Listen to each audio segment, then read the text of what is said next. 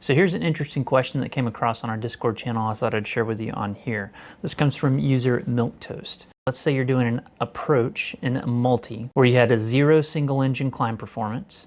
Oh, and it's mountainous terrain. You're on an ILS inside the final approach fix and 1,000 feet above minimums. Your engine fails. Do you just continue as normal and use power as needed, or run the entire drill and discontinue the approach? Because running the drill / memory items has you go full power and you essentially stop your descent, and now you're like 1,500 feet AGL just flying around and can't climb. So let's think about it at the airline level, which this gets discussed on the Discord channel. And that is, you typically have 3 options there at the airline level. If I'm coming in on an approach with flaps 30 in the 737 and I'll lose an engine, I'm already at flaps 30, already have my gear down, checklists are all complete, I actually have the option. I can continue the approach at flaps 30 if the remaining power on the remaining engine allows me to do so.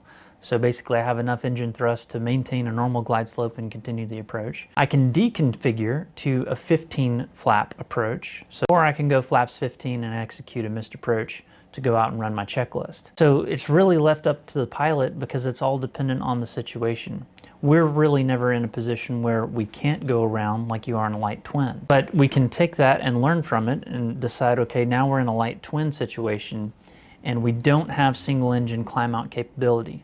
You kind of really only have 2 options. You can continue with the current configuration and just hope for the best, or you can continue and get rid of some drag by reducing some of the flaps. So when I'm training in the Beechcraft, the Travel Air or the Baron, if we're at full flaps, I might go to takeoff flaps, and that gets rid of a lot of the drag.